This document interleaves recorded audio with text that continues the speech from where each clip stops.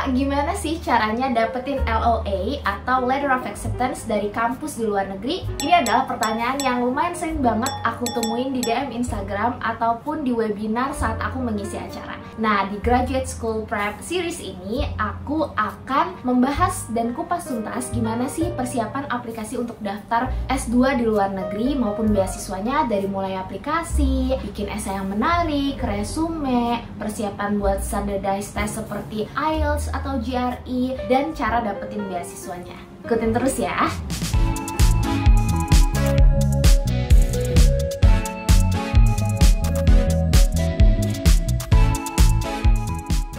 Buka website LPDP atau beasiswa-beasiswa lainnya, beberapa program memang mewajibkan kamu untuk punya LOA ini baru bisa dapet atau apply beasiswanya.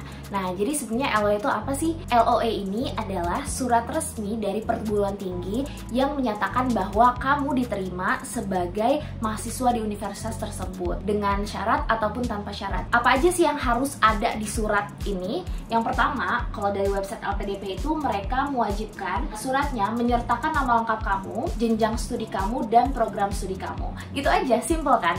Nah, biar lebih kebayang, aku kasih contoh aja. Ini adalah contoh letter of acceptance aku waktu apply S1 di Ritsunekan APU. Nah, di sini teman-teman bisa lihat ada nama lengkapku, ada statusnya aku diterima, nama kampusnya, dan ada program studinya apa. Jenjangnya juga buat S1 nih ada kan. Nah, kalau yang ini adalah letter of acceptance dari Harvard University. Kurang lebih sama kayak yang Ritsunekan. Di sini ada namaku, ada jenjangnya buat S2, dan ada nama program.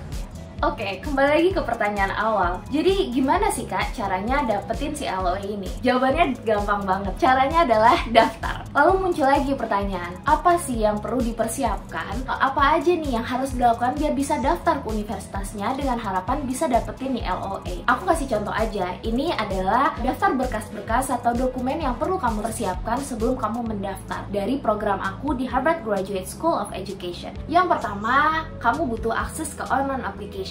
Online application-nya simple sih. Dia kayak form gitu, menanyakan tentang data demografi kamu seperti nama lengkap, tanggal lahir, tempat tinggal, dan lain-lain. Nah, di dalam online application ini kamu bisa submit dokumen-dokumen yang dibutuhkan lainnya seperti statement of purpose atau esai. Ini adalah esai yang menceritakan tentang diri kamu agar kamu bisa meyakinkan pembaca esai atau admission officer bahwa kamu layak masuk kampus itu, bahwa kamu adalah kandidat yang tepat. Dokumen yang kedua adalah kamu perlu siapkan resume atau CV. Ini berisikan tentang daftar kegiatan atau background pendidikan kamu, background pengalaman kerja kamu yang relevan dengan studi field kamu. Nanti kita akan bahas di episode berikutnya secara detail. Dan yang ketiga adalah kamu butuh 3 recommendation letters. Setiap kampus berbeda ya, dan setiap program juga beda-beda. Ada yang cuma butuh 1 surat rekomendasi aja, ada yang butuh 3, ada yang butuh 2. Kebetulan untuk programku diminta 3. Gimana nih Kak caranya minta surat rekomendasi? Sama bos atau sama atasan atau sama dosen? Itu nanti akan aku bahas di episode selanjutnya. Kamu juga dibutuhkan untuk submit nilai GRE. GRE ini adalah standardized test yang isinya ada verbal, ada kuantitatif. Jadi ngetes kemampuan verbal kamu kurang lebih kayak TPA kali ya, yang ada sinonim, antonim gitu, tapi pakai bahasa Inggris. Terus juga ada bagian matematikanya, kuantitatif, dan ada esainya, ada writingnya. Buat teman-teman yang daftar pada saat pandemi, ini lagi beruntung banget nih. Buat ke Amerika, GRE-nya sekarang lagi nggak diwajibin gitu. Jadi teman-teman karena lagi kondisi pandemi dan ngambil tes itu susah, sekarang di revoke. Teman-teman juga perlu siapin dokumen selanjutnya, yaitu IELTS atau TOEFL IPT. Nah, setiap program dia ngasih standarnya beda-beda. Ada yang minta minimum 7, ada yang minta 6,5. Kebetulan untuk programku mintanya 7,5. Selanjutnya adalah transkrip atau rapornya teman-teman, atau IPK-nya teman-teman pas lagi S1. Nah, biasanya buat teman-teman yang kuliah di Indonesia perlu penerjemah tersumpah ya, atau cari lembaga yang memang bisa translate transkripnya teman-teman untuk di-upload.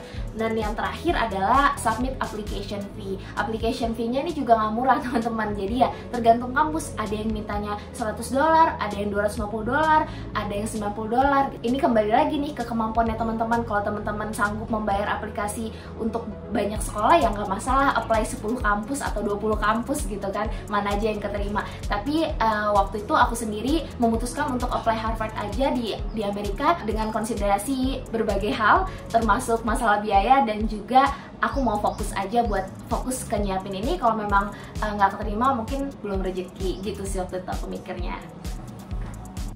Aku mau ngasih sedikit notes aja untuk teman-teman yang mungkin mau apply kampus di Eropa ataupun di Asia seperti Korea dan Jepang.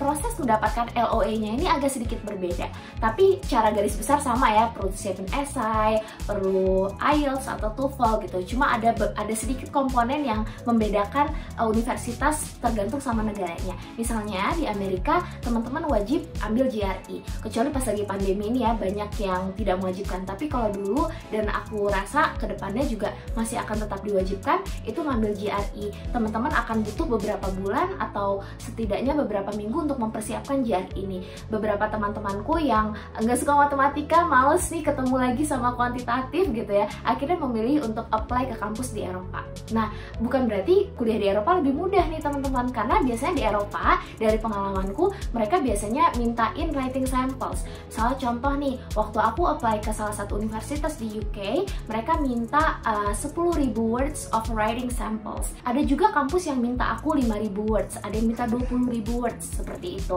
Tapi mereka nggak minta GRE untuk di Eropa. Terus kalau di Asia, kayak di Jepang atau di Korea, biasanya mereka mewajibkan teman-teman untuk kontak profesornya langsung. Jadi decision makernya tuh bukan kampus, tapi profesornya. Walaupun tetap sama, nantinya teman-teman tetap akan diminta tulis esai, melampirkan IELTS atau TOEFL-nya, dan lain-lain gitu. Oke, semoga dari penjelasan aku tadi teman-teman sekarang udah sedikit tergambarkan apa sih LOA itu, gimana bentuknya, isinya ada informasi apa aja, dan cara dapetinnya gimana. Tips terakhir dari aku, teman-teman jangan lupa persiapkan dengan baik, riset dengan matang, cari tahu apa aja yang perlu disiapkan dengan baik, tetapi jangan kelamaan mikir, jangan kelamaan bandingin diri kita dengan orang lain atau overthinking, nanti malahan nggak jadi apply.